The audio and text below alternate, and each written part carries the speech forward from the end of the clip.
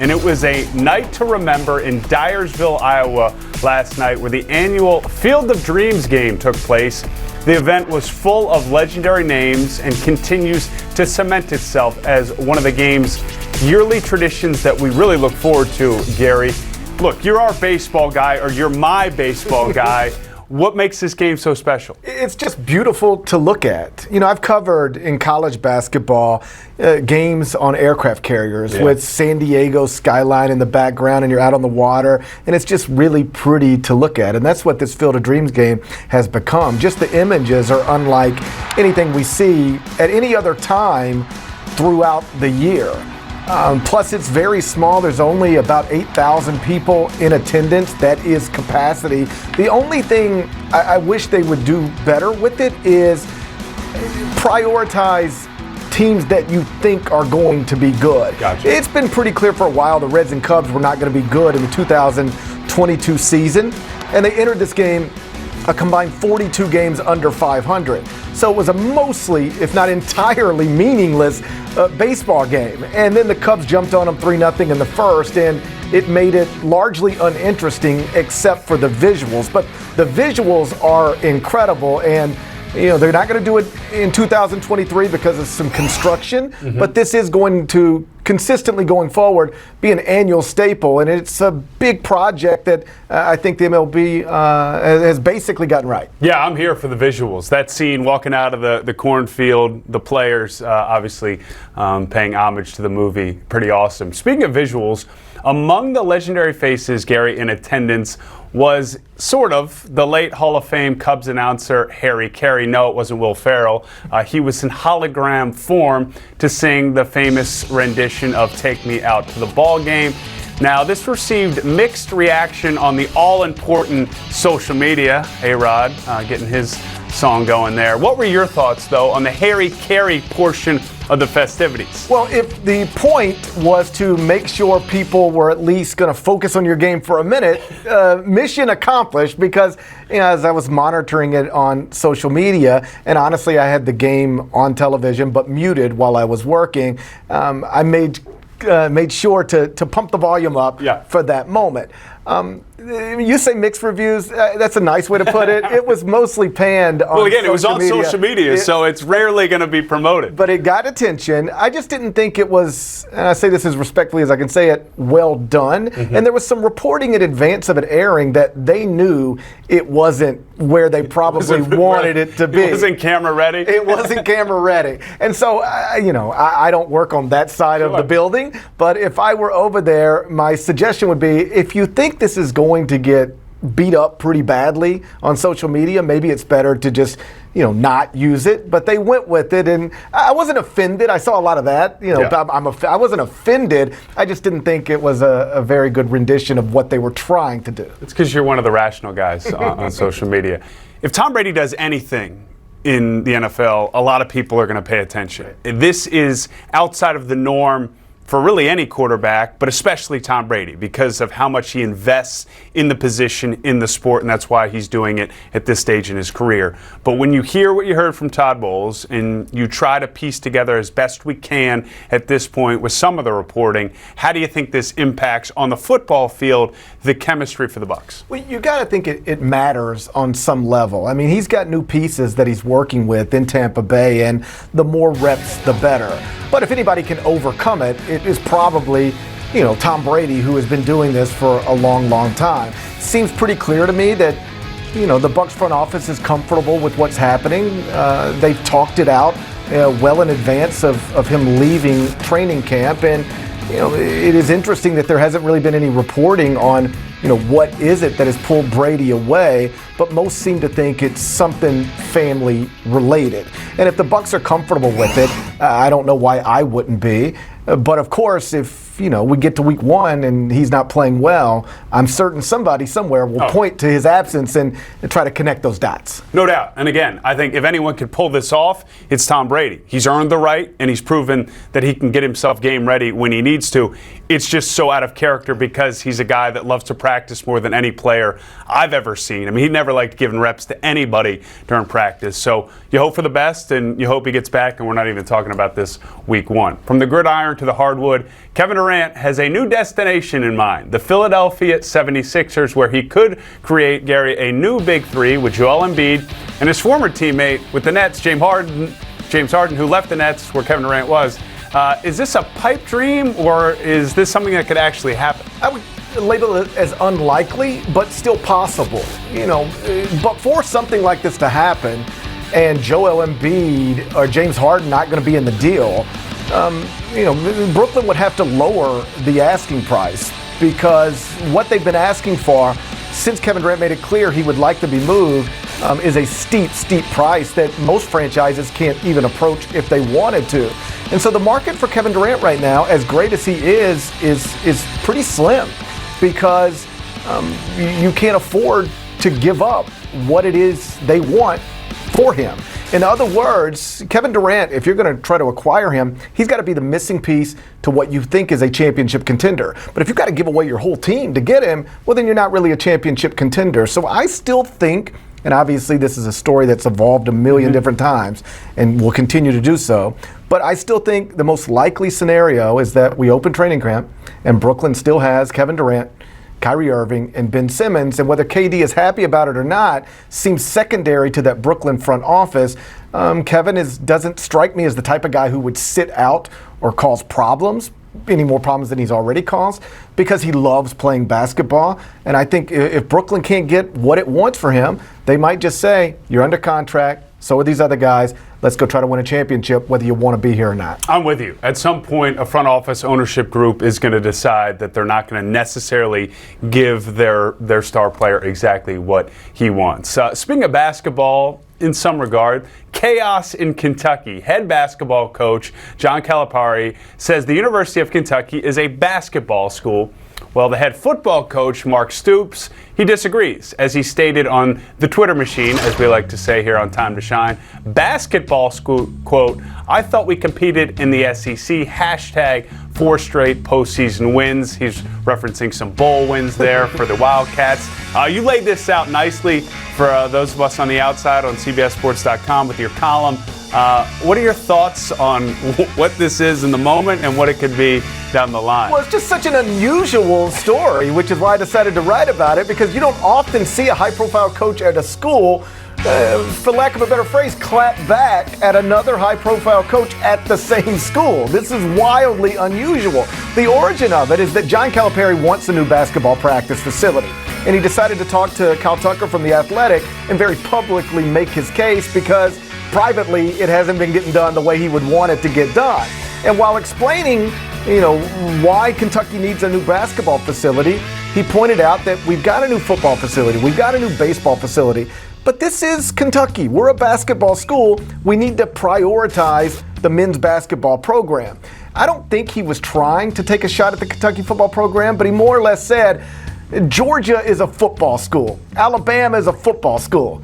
Kentucky, we're not Georgia or Alabama in football. We're Kentucky basketball. And you can understand why the Kentucky football staff would take offense to that. But for it to escalate so publicly on Twitter the way it did, because Mark Stoops went on to, retweet somebody who pointed out the Kentucky football program has been better than the Kentucky basketball program lately. It's just, again, a really unusual story. My guess is behind the scenes they'll hash that out or not. But you just don't see stuff like this every day, and it certainly made for an interesting day in the state of Kentucky. Oh, I mean, fantastic. I loved Auburn's response to their head football coach and Bruce Pearl kind of coming together and using this as a moment, because it's all about recruiting too and who can kind of win the day on social media, well, it was well done. Well, it was hilarious because after I was on the sideline for CBS for an Auburn-Kentucky game, nice. Bruce Pearl said, this is a football school, but we're an everything school. In other words, we can be good at everything. So when John Calipari called it a basketball school and Mark Stoops got upset, there's Brian Harsin and Bruce Pearl. Hashtag everything school. They had a good time with it. Love the hashtags. Nobody's hotter right now than the LA Dodgers, owners of a 10-game winning streak and looking to keep it going in Kansas City this weekend against the Royals. Will LA be the last team standing? Probably, although I hope not, because I'm a lifelong Mets fan, and the Mets are having one of the greatest seasons in history. But undeniably, I think, if I'm being honest, the Dodgers are the best team in baseball. They've got the best record at 77-33. Like you said, they've won 10 straight. They've got a 16-game lead in the NL West over the Padres. Freddie Freeman has finally settled in.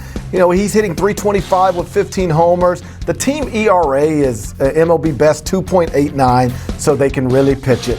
And then at the plate, they're also awesome. Batting average, third in the majors. They're second in RBIs.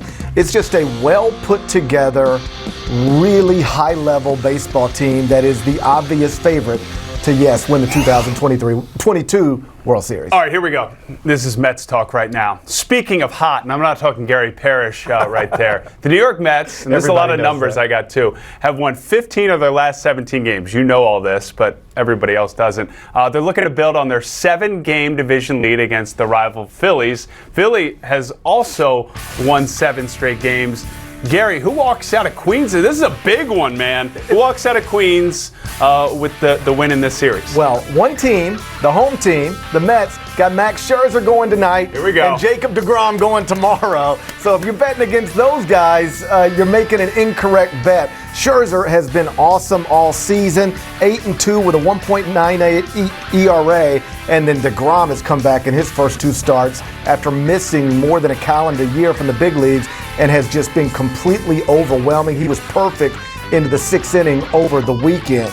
And then Edwin Diaz comes in and closes it. He is operating like the best closer in the big leagues.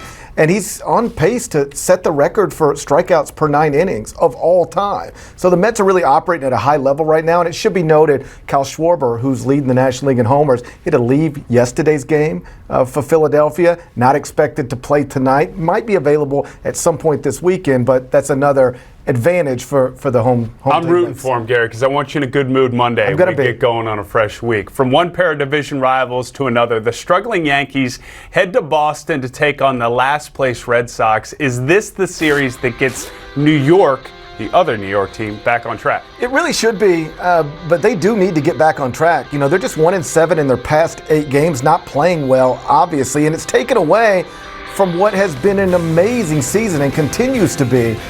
From Aaron Judge. He's now got 45 home runs. That's tops in the major leagues, and 11 more than anybody else in the major leagues. But the Yankees no longer have the best record in the American League. The Astros do. So they've really been struggling, even while Judge has been amazing. And, you know, obviously they've got to get that straight. And, you know, playing a last place rival is a good place to do it. A division race that is sure to go down to the wire is the NL Central, where only a half game separates the Brewers from the first place Cardinals. Crucial 3-game series starting tonight. Gary, who do you see winning this division? I still think it's going to be the Cardinals. They got a half-game lead on Milwaukee right now because Milwaukee did a really unusual, understandable thing at the trade deadline, but still unusual. They traded an all-star in their closer, Josh Hader. And you don't see first-place teams trade all-stars too often.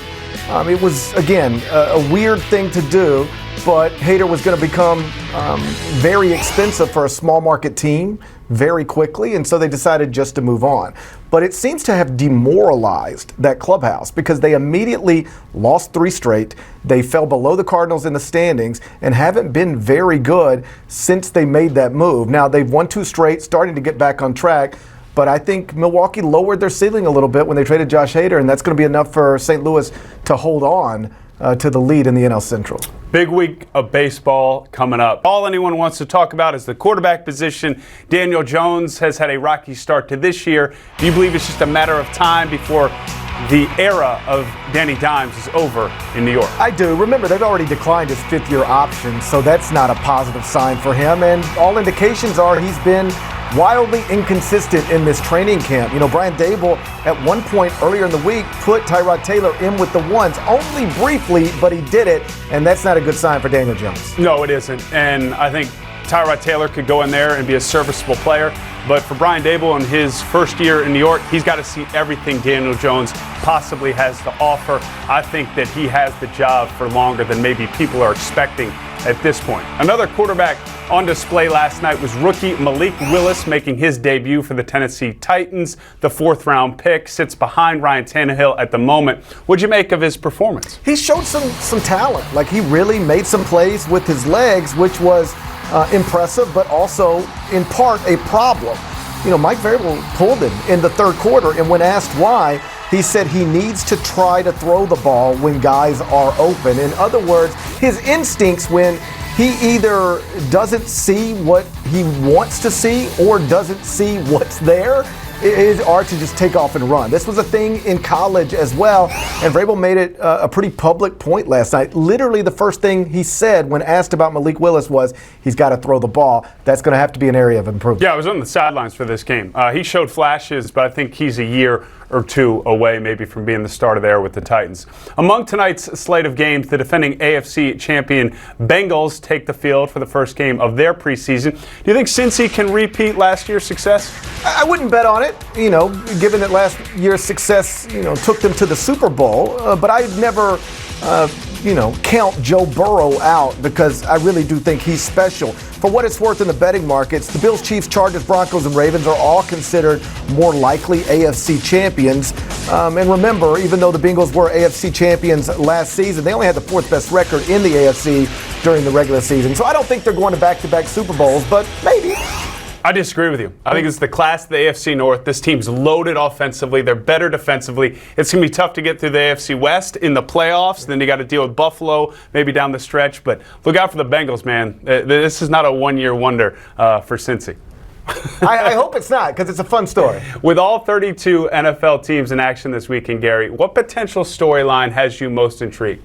Panthers Commanders tomorrow in Landover, Maryland. And that's because, you know, in Carolina, we got a real quarterback battle in the preseason. Baker Mayfield, Sam Darnold.